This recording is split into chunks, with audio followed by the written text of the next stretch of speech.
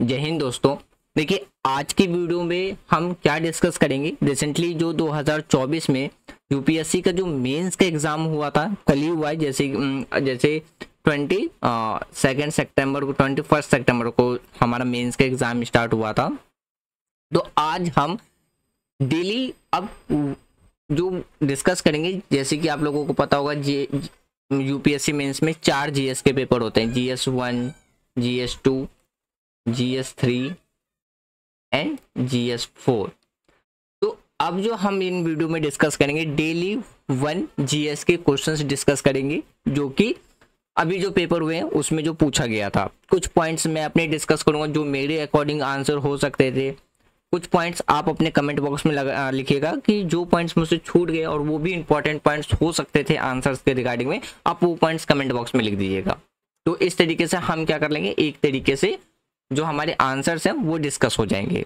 तो जैसे देखिए पहला जो क्वेश्चन पूछा गया था, ये क्वेश्चन है GS1 का। तो जो पहला क्वेश्चन है ये पूछा गया था, अगर आप इसके बैकग्राउंड की बात करोगे तो ये पूछा गया है एशियंट हिस्ट्री से। एशियंट हिस्ट्री का क्वेश्चन है और क्वेश्चन बड़ा ही आसान से ही पूछा गया था, मतलब 150 शब्द में इसका आंसर लिखना था। अगर आपने क्लास 6 की अगर आपने हिस्ट्री पढ़ी होगी तो वहां से आपको इसका बैकग्राउंड आपको इजीली क्लियर हो गया होगा। वैदिक लेक्चर वाला जो टॉपिक है और डिफरेंट लाइफ वे डिफरेंट वाला जो था एनसीईआरटी में ही है, और आपको प्राइवेट बुक के भी हिस्ट्री में देखने को मिल जाएगा। तो वहीं से ये बेसिक क्वेश्चन पूछा गया था कि इसमें आपको underline the changes in the field of society and economic from वैदिक एज, ऋग वैदिक और लेटर वैदिक पीरियड में आपको कंपेयर करना था। मतलब सामाजिक और आर्थिक क्षेत्र में जो भी घटित परिवर्तन थे उनको रेखांकित करते हुए आपको क्या करना था, इसमें 150 शब्द में आंसर लिखना था। ये क्वेश्चन पूछा गया था। तो यहाँ पे आपको क्वेश्चन दोनों लैंग्वेजेस में देखने को मिल जाएंगे, हिंदी में भी और इंग्लिश में भी। तो देखिए मेरे अकॉर्डिंग में जो पॉइंट था, मैं अपने अकॉर्डिंग पॉइंट्स डिस्कस करता हूँ, बाकी आपके अकॉर्डिंग जो आंसर है आप उसको भी पॉइंट को मेंशन कर सकते हैं।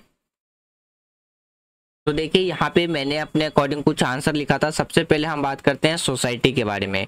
तो सोसाइटी, अगर हम ऋग्वेदा और लेटर वैदिक पीरियड की बात करते हैं तो सबसे पहले हम बात करते हैं किसके बारे में, ऋग्वेदा में।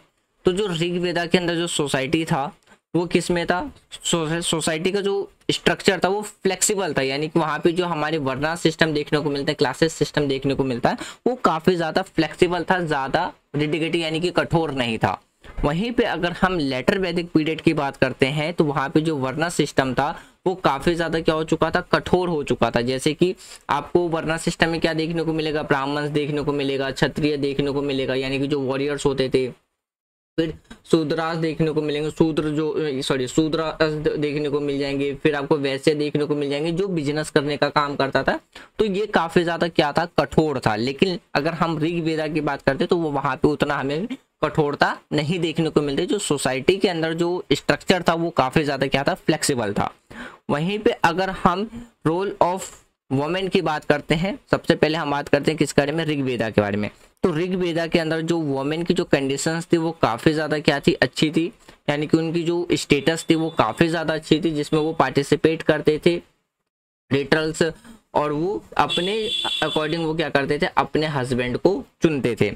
लेकिन वहीं पे अगर हम लेटर वैदिक पीरियड की बात करते हैं तो जो वुमेन्स की जो कंडीशंस थी वो काफ़ी ज़्यादा क्या हो चुकी थी, खराब हो चुकी थी। उनके पास जो भी अधिकार थे, राइट, मतलब जो भी अधिकार था, जो भी राइट्स थे, वो सारी क्या हो चुके थे, डिक्लाइन हो चुके थे, वो खो चुके थे। और जो पार्टिसिपेशन था किसमें, रिटल्स के अंदर, तो वो खत्म हो चुकी थी। चाइल्ड मैरिज आपको देखने को मिल जाएगा। तो चाइल्ड मैरिज उस टाइम पे क्या बन चुका था, काफी ज्यादा कॉमन बन चुका था, अगर हम लेटर वैदिक पीरियड की बात करते हैं। अब बात करते हैं फैमिली स्ट्रक्चर के बारे में, क्योंकि देखिए अगर हम वर्ना सिस्टम, रोल ऑफ वुमेन और फैमिली स्ट्रक्चर की बात करते हैं तो ये हमारा आता है किसमें, सोसाइटी में। और क्वेश्चन भी पूछा गया था सोसाइटी और इकोनॉमिक के लिए। तो अभी हम सोसाइटी वाले पॉइंट को डिस्कस कर रहे हैं। फिर देखिए अगर हम फैमिली स्ट्रक्चर की बात करते हैं तो ऋग्वेदा के अंदर जो फैमिली स्ट्रक्चर था वो कैसा था, तो सोसाइटी के अंदर अगर हम बात करें तो वो काफी ज्यादा क्या था, एक मिनट, हाँ, अगर हम सोसाइटी के अंदर बात करते हैं तो वो काफ़ी ज़्यादा क्या थी, एलिगेटरियन था, और जिसमें कि वो क्या करते थे, ज्वाइंट फैमिली को एंजॉय करते थे। इन शॉर्ट आप ये समझिए कि ऋग्वेदा पीरियड में जो फैमिली स्ट्रक्चर था वहाँ पे उस टाइम पे लोग क्या करते थे, एक साथ रहना और ज्वाइंट फैमिली को एंजॉय करते थे। लेटर वैदिक पीरियड की बात करते हैं तो वहाँ पे आपको क्या देखने को मिलेगा, प्रैक्टिकल फैमिली देखने को मिलेगी। प्रैक्टिकल फैमिली यानी कि पितृसत्तात्मक सत्ता देखने को मिलेगी कि पिता की संपत्ति पे सिर्फ और सिर्फ बेटे का ही अधिकार होगा, और जो घर के मेजर डिसीजंस लिए जाएंगे, डोमेस्टिक जो डिसीजंस लिया जाएगा वो किसके द्वारा लिया जाएगा, मेल पर्सन के द्वारा लिया जाएगा। लेकिन ऋग्वेदिक पीरियड में ऐसा हमें देखने को नहीं मिलता है। तो वहाँ पे जो डोमेन्स था वो किसका रहता था, घर के अंदर में किसी भी मैटर, घर के मैटर पे जो डिसीजन लेने का अधिकार रहता था वो किसका रहता था, घर के जो मेल होते थे यानी कि पिता के फॉर्म में, बेटे के फॉर्म में, तो उनका होता था। तो यहाँ पे ये देख सकते हैं ये फैमिली स्ट्रक्चर था। अगर हम एजुकेशन की बात करते हैं तो ऋग्वेदिक पीरियड में जो एजुकेशन था वो इनफॉर्मल और ओरली तरीके से दिया जाता था। इनका जो मेन फोकस होता था ह्यूमंस और रिचुअल्स के ऊपर बेसिस रहता था। लेकिन अगर हम लेटिक वैदिक पीरियड की बात करते हैं तो वहाँ पे जो एजुकेशन था वो काफ़ी ज़्यादा क्या बन चुका था, फॉर्मल बन चुका था। जैसे कि ब्राह्मण्स के द्वारा क्या है डेवलप किया गया था गुरुकुल्स, यानी कि जो कि स्कूल्स होता था किसके लिए, बॉयज के लिए। तो ये सोसाइटी हमें देखने को मिलती है। अगर हम इकोनॉमी की बात करते हैं यानी कि जो आर्थिक स्थिति थी, आर्थिक स्थिति में हमें एग्रीकल्चर, क्राफ्ट एंड ट्रेड और लैंड ऑनरशिप पे हम डिस्कस करते हैं। 3 पॉइंट इस पे डिस्कस करेंगे। सबसे पहले हम बात करते हैं एग्रीकल्चर। एग्रीकल्चर, अगर हम ऋग्वैदिक पीरियड में एग्रीकल्चर की बात करते हैं तो वहाँ पे क्या था, आपको जो क्या है, जो हमारा पोर्शनल इकोनॉमिक्स था उसमें डोमेन आपको देखने को मिलेगा, जिसमें जो कैटल्स हो गए यानी कि जो जानवर पाले जाते थे, तो उसमें मेनली प्राइमरी ऑक्यूपेशंस में लोग क्या रहते थे, इंगेज रहते थे। लेटर वैदिक पीरियड की बात करते हैं तो वहाँ पे एग्रीकल्चर क्या हो गया था, काफ़ी ज़्यादा इंपॉर्टेंट हो चुका था, और उसमें जो इंक्रीज थे यानी कि आयरन टूल्स या प्लॉज, तो ये अगर हम सरफल्स प्रोडक्शंस की बात करते हैं तो यहाँ पे क्या है, मेटल्स का यूज़ करना लोगों ने शुरू कर दिया था। अगर हम क्राफ्ट एंड ट्रेड की बात करते हैं तो ऋग्वैदिक पीरियड में क्या था, उनके पास जो क्राफ्ट थे वो बेसिस, जो लिमिटेड टू बेसिस क्राफ्ट देखने को मिलता है, जैसे कि बुनाई करना, पोएट्री, मिट्टी के बर्तन बनाना, या हम बार्टर सिस्टम देखने को मिलता है। बार्टर सिस्टम का मतलब होता है वस्तु के बदले वस्तु को एक्सचेंज करना, यानी कि एक चीज के बदले दूसरी चीज को एक्सचेंज करना।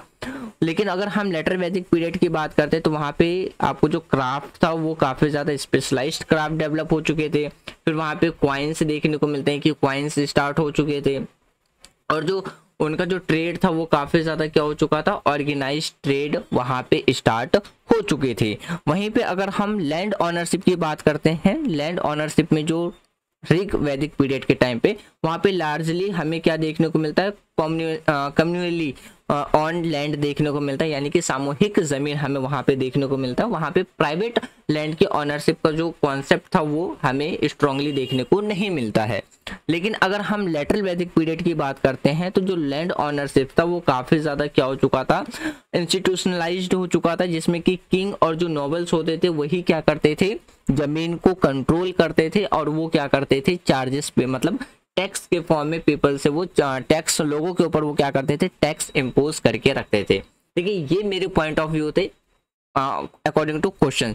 आपके अगर कुछ और पॉइंट ऑफ व्यू हो सकते हैं, आप बिल्कुल उसके वो पॉइंट्स आप कमेंट बॉक्स में ड्रॉप कर दीजिए।